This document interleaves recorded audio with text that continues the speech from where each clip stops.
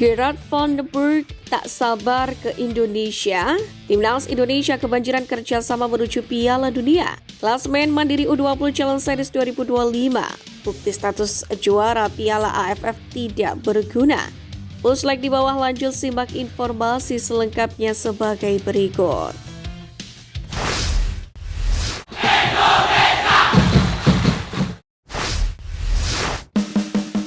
Bukti status juara Piala AFF tak berguna.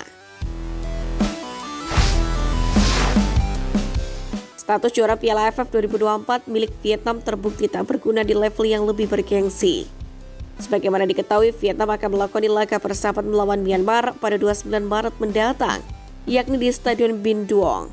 Meski begitu, Vietnam baru mengumpulkan satu pertandingan untuk FIFA Matchday Maret tahun ini, padahal mereka butuh banyak poin. Poin itu untuk mendongkrak atau sekedar mempertahankan posisi mereka di ranking FIFA yang pada saat ini mereka duduk di peringkat ke-114 dunia. Akan tetapi media lokal setempat menyebut bahwa Vietnam saat ini tengah kesulitan mencari lawan yang lebih berkualitas dari Myanmar. Status juara Piala AFF 2024 seperti tak menolong mereka, mengingat banyak tim berkualitas sedang sibuk dengan kualifikasi Piala Dunia 2026. Termasuk Timnas Indonesia. Skuad Garuda dijadwalkan akan melakoni 2 pertandingan kualifikasi melawan Australia pada 20 Maret dan juga Bahrain pada 25 Maret. Menurut media Vietnam ini, sebenarnya ada beberapa tim yang bisa mereka jejaki untuk laga persahabatan. Namun karena faktor geografis membuat tim-tim tersebut kemungkinan tidak akan menerima tawaran dari Vietnam.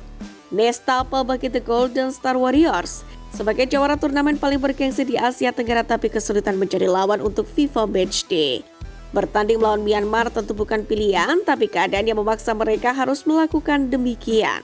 Satu-satunya harapan Vietnam adalah tampil terengginas di kualifikasi Piala Asia 2027 untuk kemudian lolos ke putaran final. Dengan begitu Vietnam tak lagi dipandang sebelah mata oleh para lawan dan tidak kesulitan dalam mencari lawan uji coba. Klasemen Mandiri U20 Challenge Series 2025.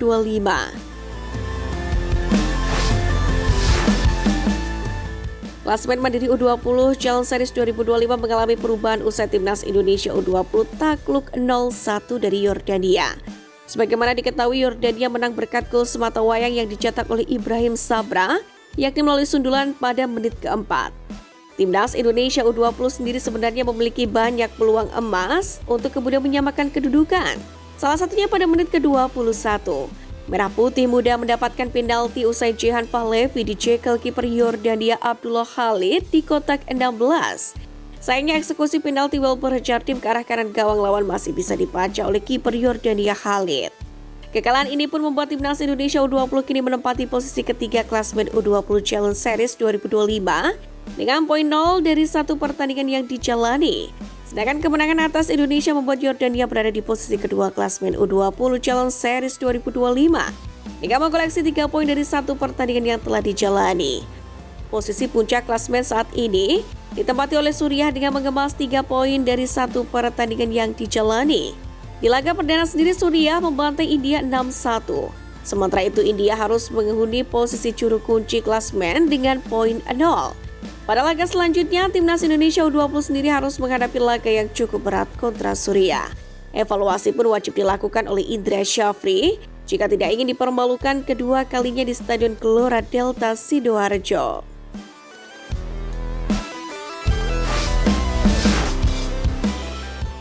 Timnas Indonesia kebanjiran kerjasama menuju Piala Dunia.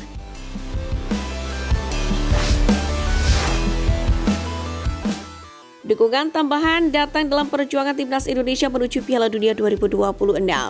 Terakhir dukungan itu datang lewat kerjasama antara PSSI dengan The Pokemon Company asal Jepang.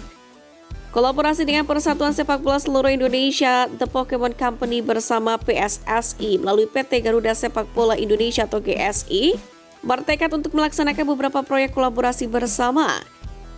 Dalam kolaborasi ini, Pikachu akan mengenakan seragam sepak bola Indonesia dan Cinderace yang akan ikut memeriahkan dunia sepak bola Indonesia. Tak hanya itu, PSSI tentunya akan mengeluarkan merchandise spesial Pikachu berseragam sepak bola Indonesia serta menggelar acara khusus dengan tema Pokemon Day pada pertandingan persahabatan tim nasional U23 Indonesia. Nantinya kolaborasi dengan The Pokemon Company akan dimanfaatkan oleh PSSI supaya bisa mempelajari strategi dalam pengembangan sepak bola Indonesia agar lebih dikenal hingga ujung dunia. Tak berhenti di situ saja, dukungan juga datang dari Pertamina Enduro VR46 Racing Team. Tampak dua pemain timnas Indonesia Muhammad Ferrari dan Rizky Ridho terlihat asyik berbincang dengan dua rider Pertamina Enduro VR46 Racing Team Fabio Di Gianantonio dan juga Franco Morbidelli di Stadion Madia Jakarta.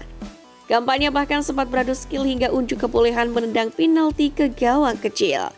Menariknya, acara ini diadakan menjelang perkenalan atau launching tim Pertamina Enduro VR46 Racing Team di Jakarta tepatnya pada Sabtu 25 Januari. Sekedar diketahui, Pertamina Enduro VR46 Racing Team merupakan tim yang dimiliki oleh legenda MotoGP Valentino Rossi. Sejak MotoGP 2024, tim asal Tafulai ini bekerja sama dengan perusahaan BUMN Pertamina Enduro.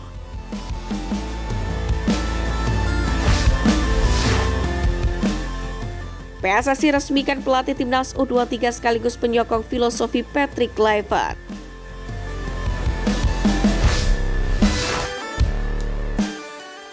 Usai merilis jersey anyar, PSSI kembali membuat kejutan dengan menunjuk legenda sepak bola Belanda, Gerald van den Berg, sebagai pelatih timnas Indonesia U23.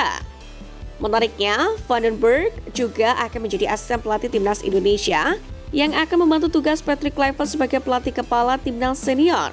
Bukan hanya itu, pria yang pernah 2 kali menjadi pesepak bola terbaik Belanda ini juga akan ditugaskan untuk memantau timnas Indonesia U17 dan U20.